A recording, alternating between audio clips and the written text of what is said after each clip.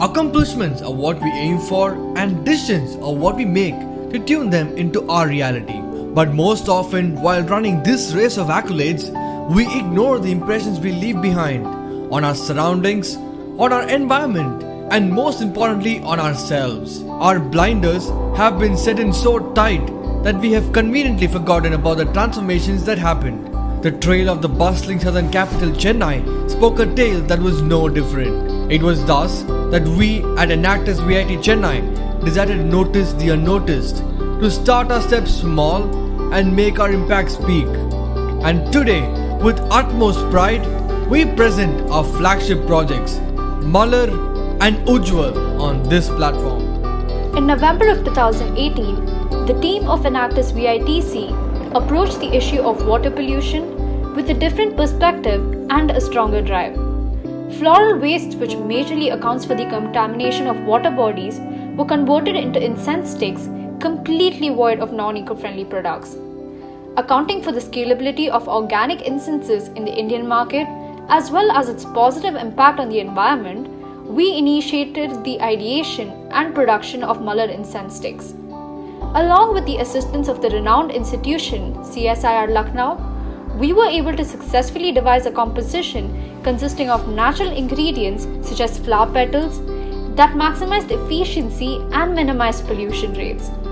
The absence of carbon compounds within the improvised composition has helped us tackle the issue of air pollution that is highly prevalent within our country.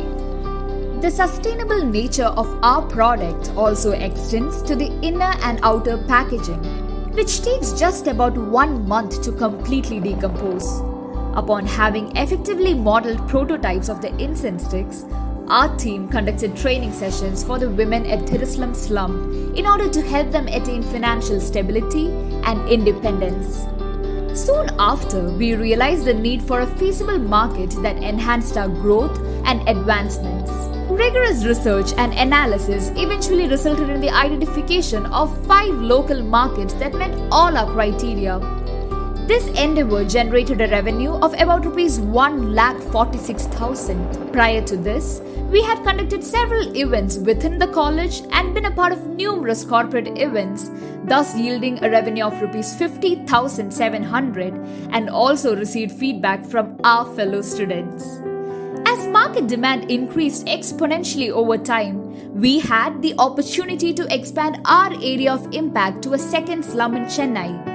We played to our strengths and effectively marketed our incenses on various social media platforms, and the overwhelming response we received took us a step further and helped us make our mark on online markets as well. On an average, each member of our active workforce earns about Rs 2,158 per month, which helps them immensely in meeting their day-to-day requirements. Recently, we have also joined forces with a group of women from Andhra Pradesh to help them manufacture and sell Malar incense sticks through the hyper-local distribution approach, while at the same time ensuring the safety of those involved with it. This strategy would ensure the long-term sustenance of our project and also assist the women in becoming self-reliant and self-sufficient members of the society, earning Rs 1,753 per head on a monthly basis. Furthermore, collaboration with Holy Waste, an organization that is based in Hyderabad, has been mutually beneficial, making it possible for us to supply over 10 kg of dried flower powder to them, in turn receiving additional financial funding along with necessary guidance on marketing strategies and overall growth. In our mission to create entrepreneurs and ease the financial burden on the underprivileged communities within our nation, we believe in utilizing our resources in a creative and innovative manner. To increase the production of these sticks and to improve the proficiency of our task force, we plan to utilize distinctive machinery that was inspired from a traditional instrument used by the Burmese communities. In addition to this, our future plans also include introducing new aromas to our incenses and the expansion of our product catalog to include incense cones and perfumed natural soaps, which are again made from residual floral wastes. This would take us a step closer in achieving our global sustainability goals. Having successfully redirected over 900 kg of flower waste to manufacture 50,530 incense sticks, generating a total revenue of about rupees 2,02,000, we continue to revolutionize Project Muller through innovation, one petal at a time, thus making incenses with great intents.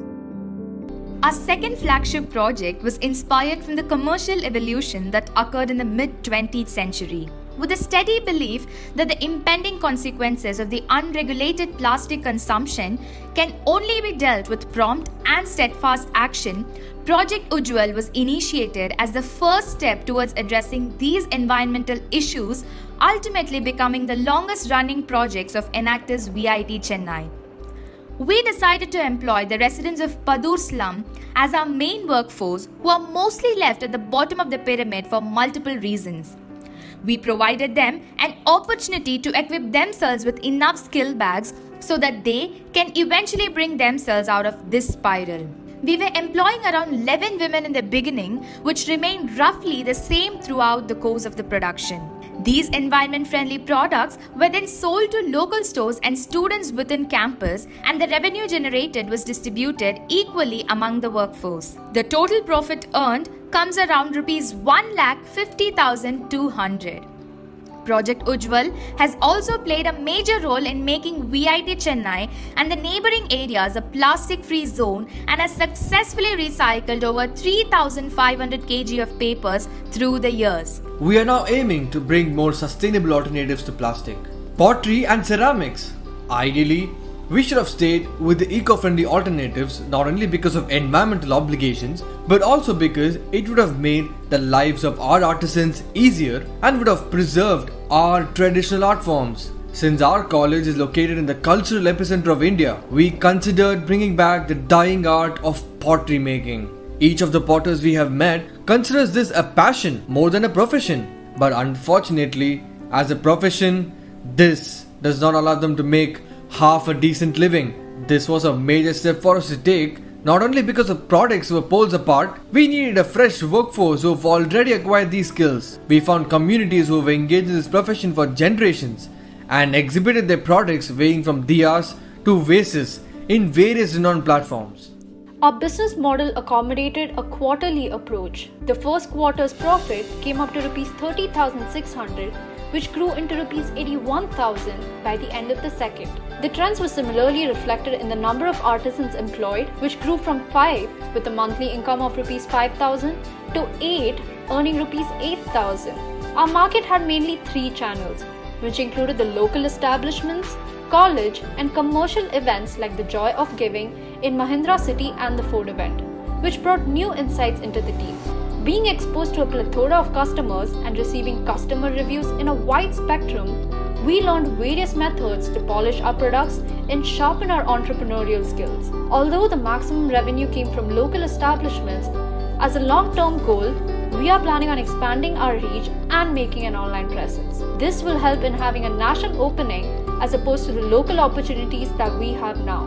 Our plans to collaborate with training academies for improving the skills of our workforce in this field would help in enlarging our network of artisans, thereby increasing the impact made. The goal is to breathe life into the dying art of pottery making and to uplift the potters involved in the craft as a source of livelihood.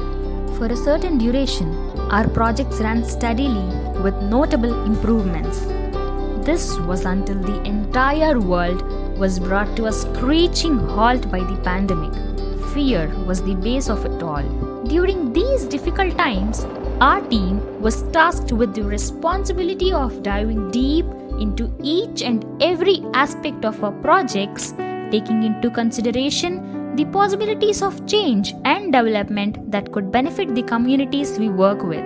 Keeping this in mind, we collaborated with 2 organizations that work towards a similar cause of helping the underprivileged during such times of crisis. Through the initiation of a mini project, NACAB, in partnership with Greater Chennai Corporation, cloth masks were made and sold at affordable rates. This was done with the help of the women in Tenampet slums, who were provided with the required raw materials and machinery. The second collaboration came in the form of the Spherule Foundation, an organization that aims to distribute food, raise awareness, and create accurate reports on the number of COVID cases in India. Having raised rupees 5 lakhs for this initiative through Fund Corps Foundation, an online fundraising platform, we hope to instill a sense of better tomorrow for those struggling from the unpredictable today. We have come a long way from providing eco-friendly alternatives to preserving traditional art forms of our nation in all its glory, and most importantly, to lending a helping hand to those affected by the pandemic. Enactus VIT Chennai looks forward in leaving behind a legacy of sustainable innovation for the future generations.